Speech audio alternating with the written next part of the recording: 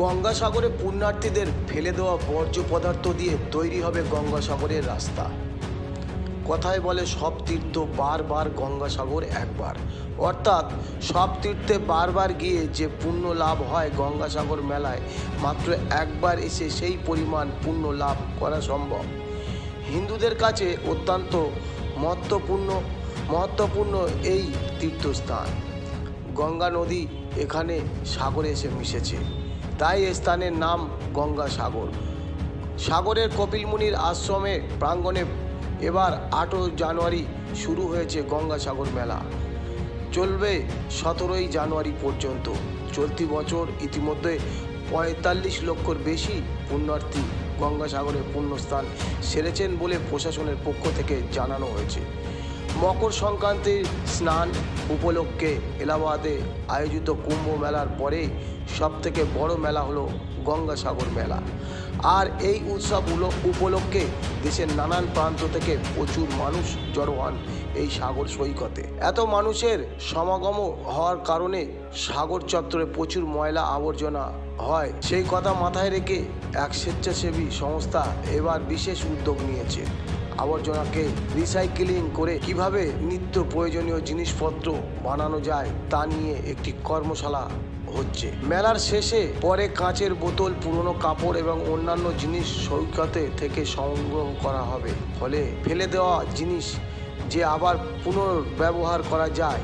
এমনকি গঙ্গাসাগরে পুণ্যার্থীদের বর্জ্য পদার্থ পুনঃ ব্যবহার করে নির্মাণ করা হবে গঙ্গাসাগরের বিভিন্ন রাস্তা, এমনটাই জানিয়েছে স্বেচ্ছাসেবী সংস্থার কর্মী অনিতা মাইতি। তিনি জানান, গঙ্গাসাগর মেলায় 2025 উপলক্ষে জানুয়ারির মাস থেকেই গঙ্গাসাগরে ভিড় জমিয়েছে তীর্থযাত্রীরা। আর এই তীর্থযাত্রীদের ফেলে দেওয়া বর্জ্য নিয়ে আমাদের এই মহান কর্মযজ্ঞ। তীর্থযাত্রীদের ফেলে দেওয়া বর্জ্য এখানে এনে পূর্ণ ব্যবহার করে জৈব সার থেকে শুরু করে কাঁচের জিনিসপত্র, এমনকি গঙ্গাসাগরের বিভিন্ন রাস্তার ক্ষেত্রে এই বর্জ্য পদার্থ পুনর্ব্যবহার করে মানুষের কর্মযজ্ঞে করে তুলছি। এই মহান কর্মযজ্ঞে 200-র বেশি কর্মী কর্মরত। নামখানা থেকে গঙ্গাসাগর পর্যন্ত 8টি ইউনিটে এই মহান কর্মযজ্ঞ চালানো হচ্ছে। কর্মীদের সুরক্ষার কথা মাথায় রেখে আমরা প্রতিনিয়ত এই জায়গা পরিষ্কার পরিচ্ছন্ন রাখছি, প্রতিনিয়ত স্যানিটাইজ করছি। গঙ্গাসাগরের তীর্থ করতে আসা পুণ্যার্থীদের বর্জ্য কিভাবে মানুষের ব্যবহারে লাগবে সেই কাজ আমরা চালাচ্ছি। গঙ্গাসাগর থেকে জামালউদ্দিন সদরের রিপোর্ট, 72 ঘন্টা। প্রচুর আবর্জনা জন্মায়। আমরা 9 তারিখ থেকে হিসাব করে দেখেছিলাম, কালকে 15 তারিখ গিয়েছে, 15 তারিখ পর্যন্ত প্রায় আমাদের 514 মেট্রিক টনের মতো আবর্জনা এসেছে। সেখান থেকে আমরা পচনশীলটাকে আলাদা করছি, ওখানে আমরা কম্পোস্ট তৈরি করছি। যে কম্পোস্টের আগের বছর আমাদের কম্পোস্টের নাম দেওয়া হয়েছে, কম্পোস্ট থেকে যে সার হয়েছে তার নাম দেওয়া হয়েছে মৃত্তিকা মিত্র।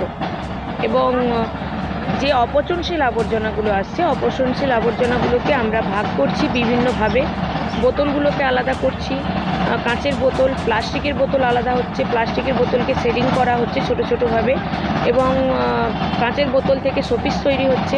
আর যে প্লাস্টিক, মানুষ যে বিভিন্নভাবেই তো প্লাস্টিক ইউজ করছে, সিঙ্গেল ইউজ প্লাস্টিকগুলোকেও আমরা আলাদাভাবে ভাগ করে ওকে ভালো করে ওয়াশ করে শুকনো করছি। যেখানে আমাদের এই সাগর ব্লকেই হচ্ছে রাস্তা তৈরি করা হবে। এবং আমরা যে পাউচ আসছে বা মাল্টি লেয়ার প্লাস্টিক, এগুলোকেও আমরা আলাদা করছি। বিভিন্নভাবে প্লাস্টিকের যত ভাগ হয় সেইভাবেই আমরা আলাদা আলাদা করে কাপ, বোতল, অ্যাস্ট্রে বা কাপড়, সমস্ত কিছু, জুতো, অনেক পুণ্যার্থী জুতো ছেড়ে যাচ্ছে। এবং এমনকি ওনাদের যে স্নান করার পরে যে জামা কাপড়, সেই জামা কাপড়ের সাথে আমাদের ভোটার কার্ড, আধার কার্ড, এইসব জিনিসও আসছে। আমরা যদি ফোন নাম্বার থাকে আমরা তাকে ফোন করে দিচ্ছি, ওনারা দুজন এসে কিন্তু ওনাদের জিনিসপত্র ফেরত নিয়ে গেছে। আমার নাম অনিতা মাইতি বালা, আমরা সুষম জলপ্রপাতের সুপারভাইজার।